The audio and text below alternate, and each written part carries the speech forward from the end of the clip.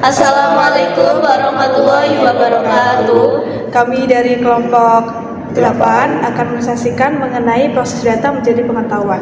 Sebelum kami menjelaskan, izinkan kami untuk memperkenalkan diri terlebih dahulu. Saya Tasbita Tera Irawan dengan NPM 250820100246 sebagai moderator di sini. Saya Renata Pretia Andriawan dengan NPM 250820100258 dengan urut nomor 2 dalam presentasi.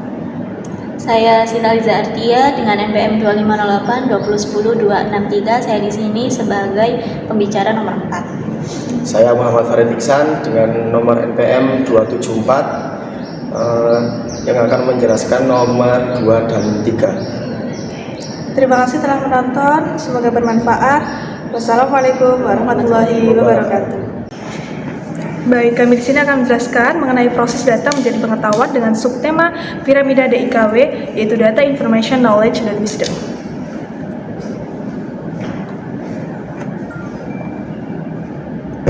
Dalam dunia sistem informasi, data yang dikumpulkan itu tidak otomatis bernilai.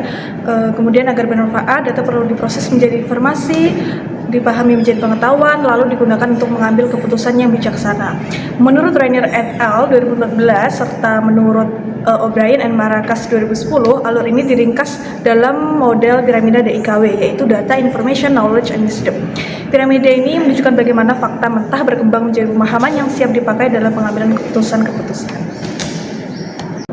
Oke, selanjutnya kita akan berada di materi selanjutnya dari piramida DIKW. Untuk yang pertama kita akan membahas soal data.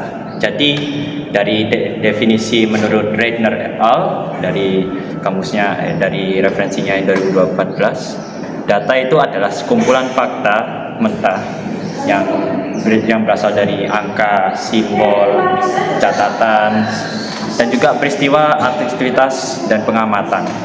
Nah, data itu aslinya belum bermakna atau sebelum diolah. Ciri-cirinya itu kalau data mentah itu masih belum dianalisis.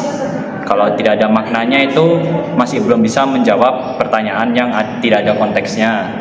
Dan kalau datanya terpisah-pisah itu biasanya ada angka, ada kata, ada simbolnya yang biasanya berdiri sendiri.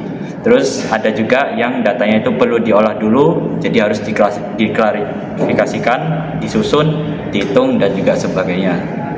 Selanjutnya kita masuk ke bagaimana sih data itu aslinya tidak cuma sebuah deklarasi seperti pernyataan atau apa. Dalam data itu ada banyak, tidak hanya angka. Karena secara umum kita kan taunya data itu biasa dari angka, dari kuesioner atau sebagainya. Di sini data itu ada yang pastinya kita tahu itu dalam bentuk numerik. Data numerik itu ada seperti nilai kita, ada seperti jumlah kita, juga ada IPK, harga. Itu maksudnya data dalam bentuk numerik. Terus selanjutnya ada data teks atau kualitatif. Nah, data teks kualitatif ini itu biasanya itu seperti nama, status, alasan, deskripsi, ataupun jabatan yang ada di diri kita. Dan selanjutnya itu ada juga data yang umum dipakai itu untuk mengkategorikan kita, kategori gitu. Ada laki-laki, perempuan, juga kalau ada yang tidak hadir ataupun absen, data juga untuk pengguna free, pengguna gratis ataupun premium. Selanjutnya ada data waktu. Data waktu itu seperti tanggal hari ini ataupun jam, deadline, dan jadwal. Terus selanjutnya ada multimedia yang berisikan foto, video, atau rekaman suara. Dan terakhir ada data transaksional yang biasanya itu buat para penjual yang dipakai seperti untuk pembayaran, pendaftaran, ataupun untuk riwayat aktivitas. Kemudian kita lanjut di nomor 2 atau information. Definisi menurut O'Brien dan Maracas, informasi adalah data yang telah diproses atau diorganisasi atau bisa juga diberi konteks sehingga bermakna dan berguna.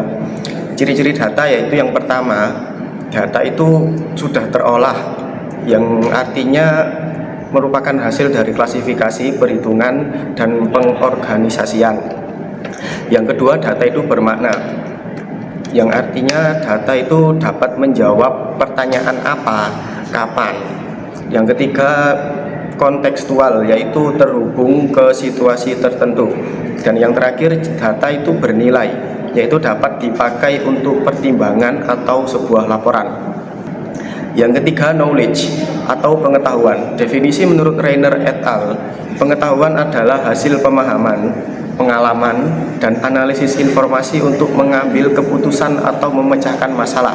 Bukan sekedar tahu fakta, tetapi mengerti apa fakta itu sendiri serta hubungan dan dampak dari fakta tersebut. Ciri-ciri knowledge yang pertama yaitu bertumpu pada analisis informasi, yaitu dapat menemukan pola dan makna pengetahuan atau data itu sendiri. Yang kedua, aplikatif, yaitu dapat dipakai untuk sebagai solusi atau strategi. Yang ketiga, knowledge itu dapat menjawab pertanyaan bagaimana dan juga mengapa. Bentuk knowledge itu ada dua, eksplisit atau implisit. Eksplisit yaitu tertulis atau terdokumentasi serta mudah dibagikan. Yang kedua, implisit, yaitu berdasarkan pengalaman, keterampilan, dan intuisi. Nah, untuk poin yang keempat ini ada wisdom. Nah, wisdom itu sendiri itu kemampuan membuat keputusan yang tepat dan juga etis dengan memanfaatkan pengetahuan dan juga pengalaman serta mempertimbangkan dampak jangka pendek maupun panjang. Untuk ciri-ciri wisdom ini ada 4 poin. Yang pertama yaitu ada berbasis pengetahuan mendalam seperti memilih opsi terbaik. Yang kedua yaitu ada mempertimbangkan konsekuensi seperti jangka pendek dan jangka panjang. Lalu yang ketiga yaitu ada mengandung intuisi dan etika seperti nilai atau norma turut dipakai. Yang keempat yaitu ada berorientasi solusi terbaik seperti memanfaatkan paling besar dan berkelanjutan. Baik, untuk hubungan yang antar tahap ini, jadi piramida ini itu saling berhubungan teman-teman ya. Pertama itu ada data, yang kedua ada information, yang ketiga ada knowledge, dan yang keempat yaitu ada wisdom. Jadi untuk data ini tadi adalah fakta mentah yang belum bermakna. Untuk yang kedua informasi, data yang belum diolah dan diberikan konteks sehingga menjadi data yang bermakna dan informasinya itu lebih spesifik. Lalu untuk yang ketiga yaitu ada pengetahuan atau knowledge, ini merupakan pemahaman mendalam untuk analisis dan juga mengambil keputusan. Yang terakhir yaitu ada wisdom atau kebijaksanaan seperti menggunakan pengetahuan untuk membuat keputusan terbaik dan strategis. Yang keempat yaitu ada contoh penerapan piramida DKW. Seperti misalnya ya, untuk poin yang pertama yaitu data.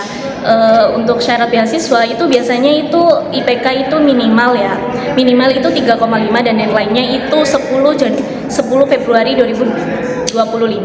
Nah, IPK yang kita pakai sekarang itu adalah IPK yang kita dapat sekarang itu adalah 3,8. Nah, pada tahap ini angka 3,8 itu belum bermakna apapun karena memang itu masih data yang masih mentah gitu loh.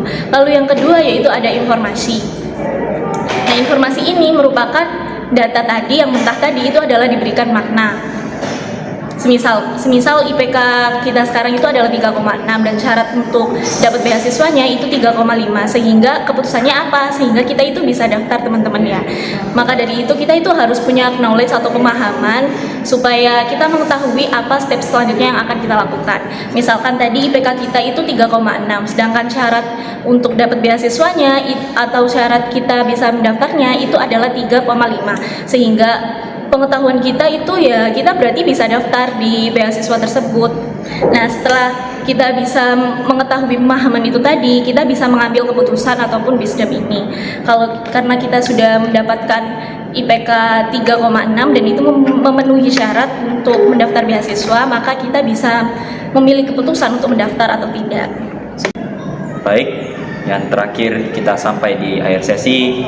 Jadi bagaimana kesimpulan tentang model piramida DKW dan pengetahuan data ini?